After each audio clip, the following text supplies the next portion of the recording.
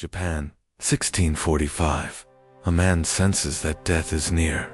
His hands, which once carried the deadliest katana in the nation, now tremble. He knows he has only a few days left to leave behind something that could transform lives forever. You're about to learn what this legendary samurai wrote, and why it may be exactly what you need to finally stop being trapped by your own fears. But be warned, once you understand this, there's no turning back. Imagine living without fear, without anxiety, without depending on the opinions of others to feel worthy. It sounds impossible, doesn't it? But in 1645, a legendary samurai named Miyamoto Musashi did something remarkable. He gathered all the wisdom from a lifetime of battles, successes, and failures, and distilled it all into just 21 simple principles. These principles weren't made for other samurai. They were meant for himself, a final legacy he left to the world before he departed. And here's the fascinating part.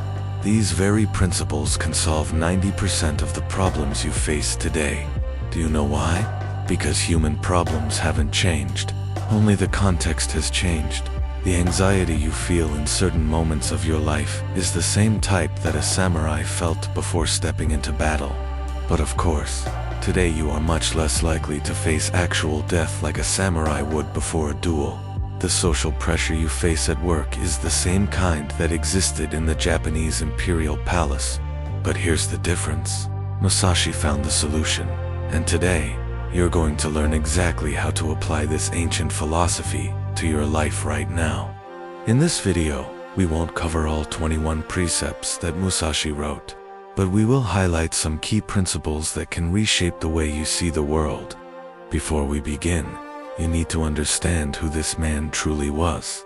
But first, I invite you to subscribe to the channel, like this video, and turn on notifications so you don't miss future content. Now, back to the video. Miyamoto Musashi was not an ordinary samurai. At the age of 13, he had already defeated a man in a duel. By 30, he was considered unbeatable. There is no academic agreement, but many suggest he won more than 60 duels. He never lost, not once. But here's the twist. The more he won, the more he realized that the true battle was never against others. It was against himself, against his own fears, desires, attachments, and flaws. And that's when he uncovered something that changed everything. True strength doesn't come from conquering others. It comes from conquering yourself. And that is exactly what the Dokkōdō reveals. Dokkōdō means the way of solitude, or the path of walking alone. But be careful. It's not about isolating yourself socially. It's about emotional self-reliance. It's about not depending on anyone else to feel whole. Think about it. How often have you made choices based on what you thought others would say? How many times have you held yourself back because you were scared of judgment? How many times have you felt hurt because you didn't receive the approval you hoped for? Musashi understood something fundamental. As long as you rely on external sources for happiness, you will never truly be free. And real freedom is what makes a person unshakable. But how did he reach this insight? And more importantly, how can you use it in your own life today? Don't worry, this is just the start. Let's get right to the point. Out of the 21 precepts in the Dokkōdō, there are 5 that can completely change your life. And the first goes directly against what modern society teaches. Precept 1. Do not seek pleasure for pleasure's sake.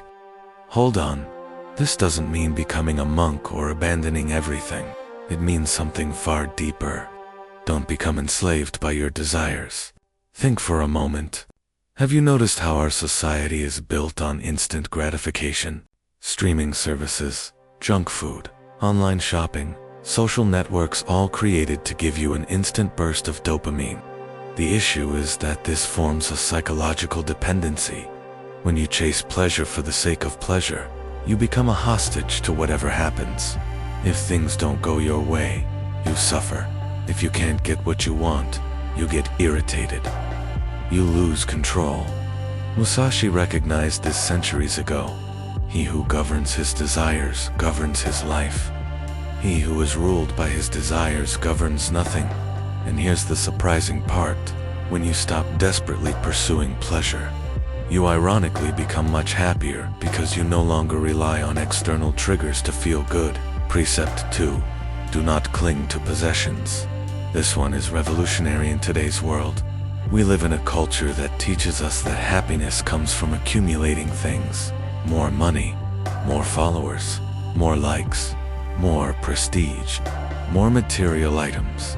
But Musashi discovered a harsh truth. The more tightly you hold on to things, the more fragile you become, because anything you own can be taken away. And when you lose something you were attached to, you lose a part of yourself. This doesn't mean you must become an extreme minimalist. It means you can own things, but those things should not own you.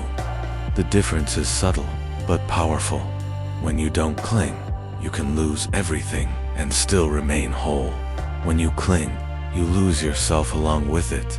Precept 3. Have no preferences regarding yourself. This may be the hardest to grasp. Musashi means, don't define your identity by your preferences. Don't decide who you are based on what you like or dislike. Why? Because preferences constantly shift. If you identify with them, you live on an emotional roller coaster. Today you like one thing. Tomorrow, something different. Today you feel one way. Tomorrow, something else. Unshakable people have an identity that extends beyond preferences. They know who they are, regardless of temporary likes or dislikes. And that's liberating because you stop judging yourself based on fleeting tastes and begin to understand your true self. But wait, the next precepts will challenge your thinking even more. Now, let's move to the principles that separate ordinary people from extraordinary ones. And prepare yourself, because what comes next contradicts everything you've learned about relationships and success. Precept 4. Do not seek to be loved or lovable. It sounds harsh, doesn't it? But let me explain what it actually means. Musashi isn't telling you to be rude or uncaring. He's telling you to stop trying to please everyone. Stop shifting your personality just to be accepted. Stop minimizing yourself so you don't upset others. How often have you said yes when you wanted to say no? How often have you acted like you agreed with something just to avoid conflict?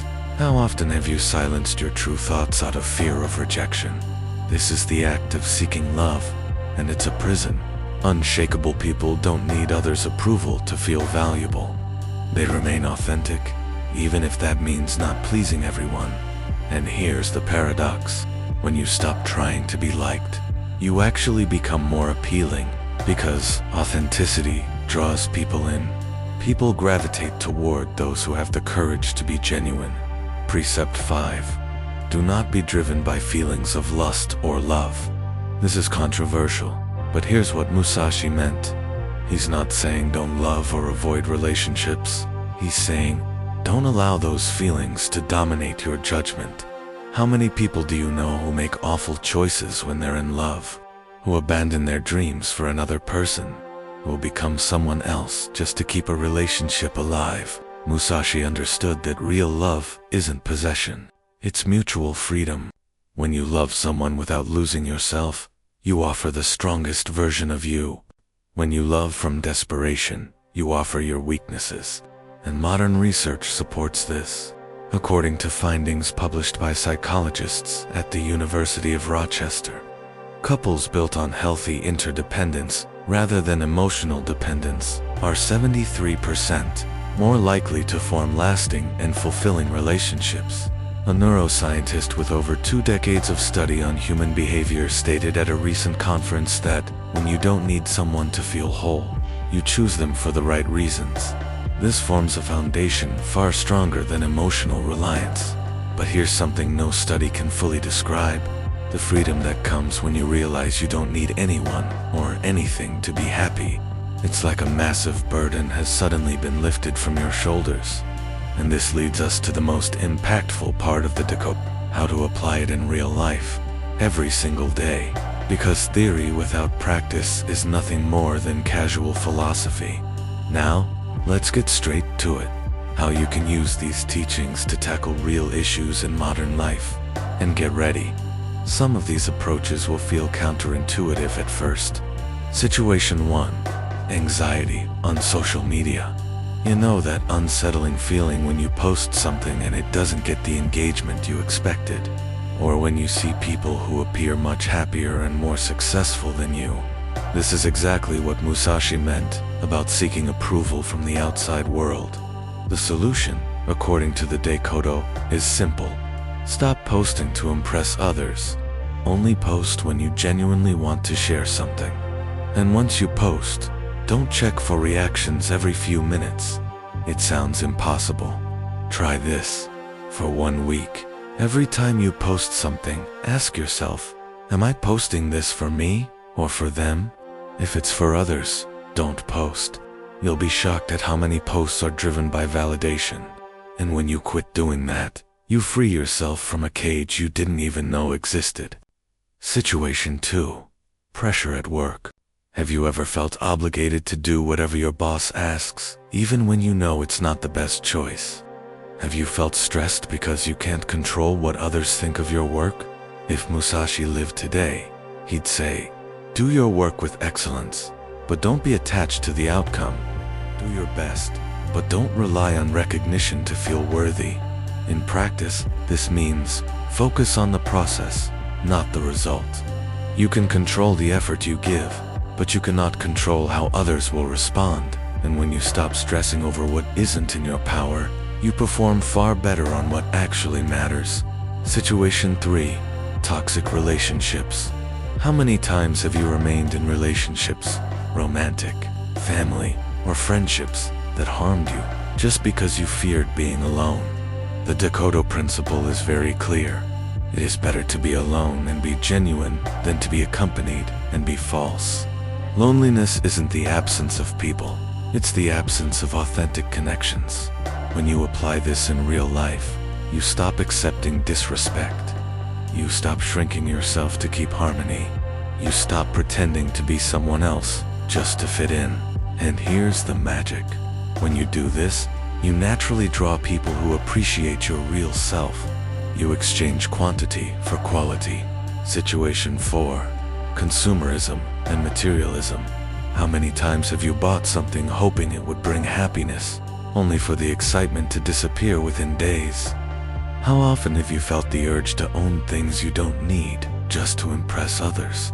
Musashi lived with very little for years, not because he was poor, but because he chose to. He learned that the fewer your needs, the greater your freedom.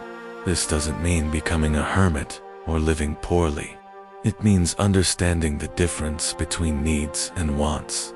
It means controlling your purchases instead of letting them control you. Try this. Before buying anything non-essential, wait 48 hours. If after those 2 days you still want it and can afford it without hurting your finances, buy it. You'll be amazed at how many impulsive purchases simply vanish. But there is a part of Dokkōdō that is even more deep and transformative. But there's something about the Dokkōdō that most people miss. Something that may sound unsettling at first, but is the true key to transformation. Musashi wrote his 21 precepts while knowing he didn't have much time left. Many believe that Musashi was suffering from stomach cancer. He was literally face to face with death. And it was exactly this awareness that gave him the clarity to keep only what truly mattered. Here's the uncomfortable truth. We're all going to die as well. You, me, everyone. The difference is that most people live as if it will never happen. And because of that, they waste their lives on things that don't matter. When you fully accept your mortality, not in a dark way, but realistically, your priorities shift completely. You stop caring about the opinions of others. You stop postponing your dreams. You stop living the life that others expect of you. This is the final and most powerful teaching of the Live as if you were going to die tomorrow, but prepare as if you were going to live forever. I can use another phrase to summarize this. Memento mori. St. Augustine also said, take care of your soul as if you were going to die tomorrow, and your body as if you were going to live forever. So what does it really mean to be unshakable? It's not being numb. It's not being free of pain. It's not being without fear. Being unshakable means having such a strong sense of self that external storms cannot break you. It means knowing you can lose everything and still stay yourself. It's the difference between being a leaf that moves with any breeze and being a mountain that stays firm through every storm. Musashi reached this through a lifetime of battles against others and against himself.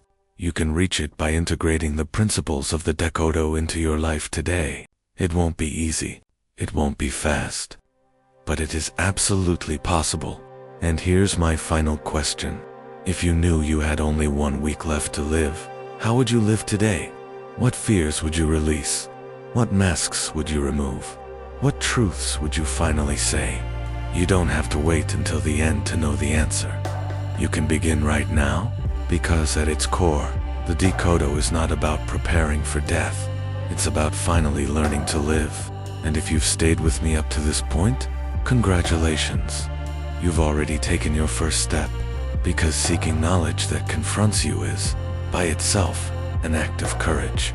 Now the question is, will you stay only with knowledge, or will you be brave enough to apply it? The choice is yours. It always has been.